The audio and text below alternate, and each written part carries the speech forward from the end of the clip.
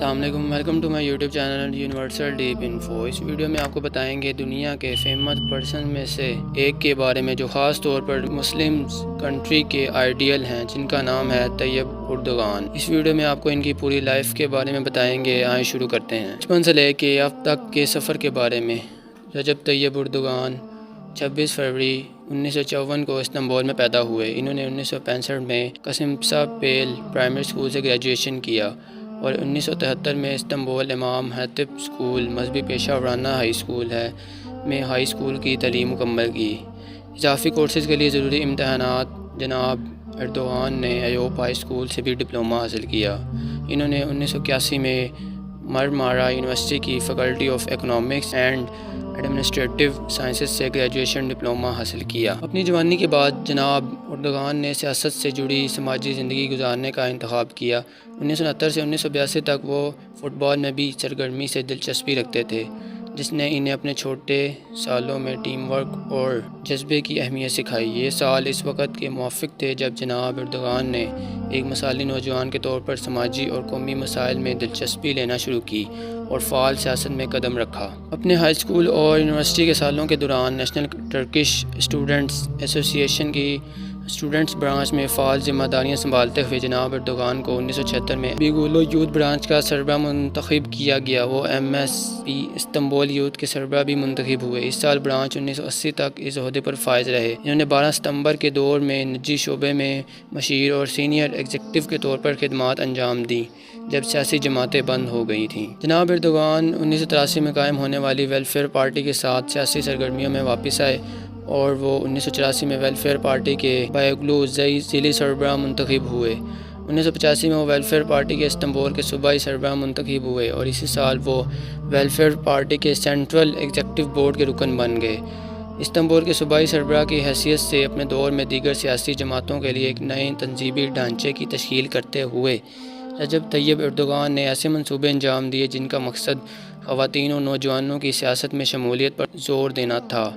اس طرح سیاست میں مدد کرنے کی جانب اہم قدم اٹھانا، عوام کے درمیان دوستی اور احترام کرنا۔ اس پروجیکٹ نے 1999 میں بیگلو میں میئر کے انتخاب کے دوران ویلفیئر پارٹی کو زبردست کامیابی حاصل کی، جب ملک بھر میں پارٹی میں پڑھائی کے معاملے میں دوسروں کے لیے ایک اچھی مثال کے طور پر کام کر رہی ہے۔ جہاں تک 27 مارچ 1994 کو ہونے والے بلدیاتی انتخابات کا تعلق ہے، جناب اردگان میٹروپولیٹن استنبول کے میئر منتخب ہوئے۔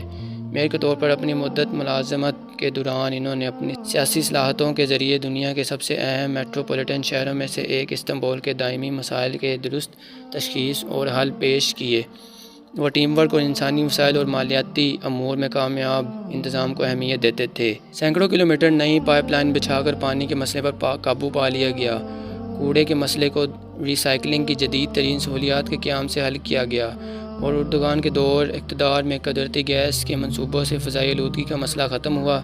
جہاں تک ٹریفک کی بھیڑ اور نقل و حمل کے تعطل کا تعلق ہے، 50 سے زائد پل، گزرگاہ اور فری ویز تعمیر کیے گئے اور بہت سے ایسے منصوبے بنائے گئے جو شہر کی دیگر انتظامیہ کی رہنمائی کریں گے۔ بلدیاتی وسائل کے درست استعمال اور بدعنوانی کی روک تھام کے لیے انتہائی سخت احتیاط برتتے ہوئے جناب اردگان نے استنبول میونسپلٹی کے بیشتر قرضے ادا کیے، جو انہوں نے اس کے $2 بلین کے قرض کے ساتھ ادا کیے، اور انہوں نے اپنے دور میں $4 ارب کے سرمایہ کاری کی۔ جناب اردگان نے اس طرح میونسپل کی تاریخ میں ایک پیش رفت کی اور جب ان کے کام دوسرے میئرز کے لیے اچھی مثال کے طور پر کام کرتے ہیں، انہوں نے لوگوں کا اعتماد حاصل کیا۔ 12 دسمبر کو سیرت میں عوام سے خطاب کرتے ہوئے رجب طیب اردگان نے کتاب سے ایک نظم پڑھی جس کی سفارش قومی تعلیم کی وزارت نے کی تھی اور اسے ایک سرکاری ادارے نے شائع کیا تھا۔ اس کے بعد اسے پڑھنے پر قید کی سزا سنائی گئی تھی۔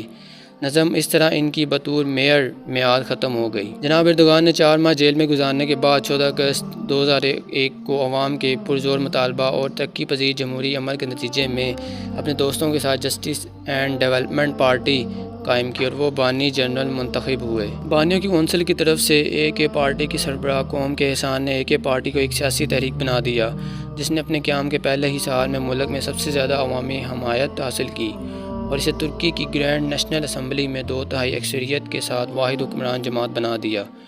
2002 میں ہونے والی پارلیمانی انتخابات کا اختتام ہوا۔ جناب اردگان جو 3 نومبر 2002 کو ہونے والے انتخابات کے دوران ایم پی کے لیے امیدوار نہیں تھے۔ اس وقت عدالت کے اپنے فیصلے کے خلاف کی وجہ سے 9 مارچ 2003 کو سیرت میں ہونے والے ڈپٹی تجدید کے انتخاب میں شامل ہوئے، جب قانونی رکاوٹ ختم ہو گئی۔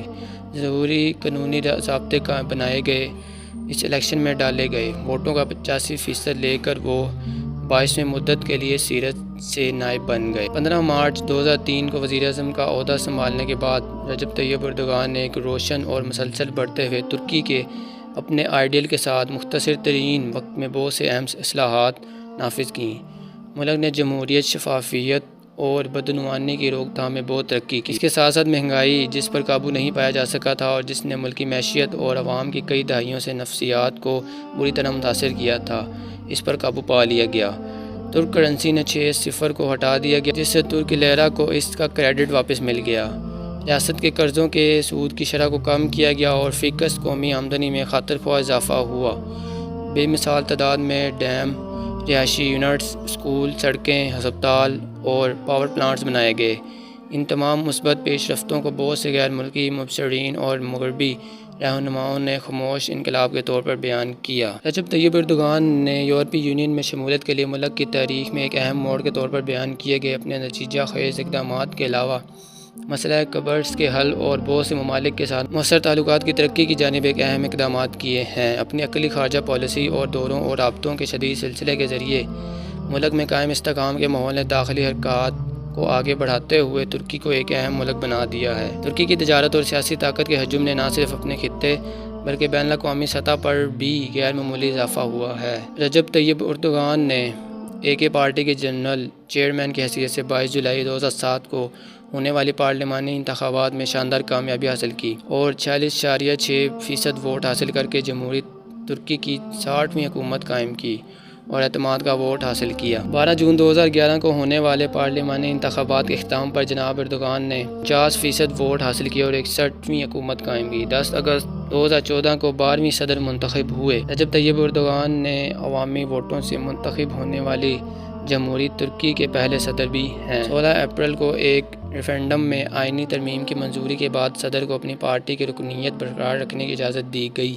صدر رجب طیب اردوغان کو 21 مئی 2017 کو تیسری غیر معمولی کانگریس میں AK پارٹی کے چیئرمین کے طور پر منتخب کیا گیا، جس کا وہ بانی ہے۔ 24 جون 2018 کو ہونے والے صدارتی انتخابات میں رجب طیب اردوغان 52.59% ووٹ حاصل کر کے دوبارہ صدر منتخب ہوئے۔ جناب اردوغان نے 9 جولائی 2018 کو صدارتی نظام حکومت کے پہلے صدر کے طور پر حلف اٹھایا تھا، جسے ترکی نے 16 اپریل 2017 کو ہونے والے ریفرنڈم میں منظور ہونے والے آئینی ترمیم کے بعد تبدیل کر دیا تھا۔ رجب طیب اردوغان 22.18% ووٹ حاصل کر کے 28 مئی 2023 کو ہونے والے صدارتی انتخابات کے دوسرے مرحلے میں دوبارہ صدر منتخب ہوئے۔ جناب اردوغان نے 3 جون 2023 کو ترکی کی گرینڈ نیشنل اسمبلی میں حلف اٹھایا اور اس کے بعد صدارتی کمپلیکس میں ایک افتتاحی تقریب منعقد ہوئی۔ رجب طیب اردوغان شادی شدہ ہیں اور ان کے 4 بچے ہیں۔ اور یہ تھی آج کی ویڈیو جو طیب اردوغان کے زندگی کے سفر پر تھی۔ ویڈیو کو لاسٹ تک دیکھیں، امید ہے آپ کو پسند آئی ہوگی اور ہمارے چینل کو لائک، سبسکرائب اور شیئر کریں۔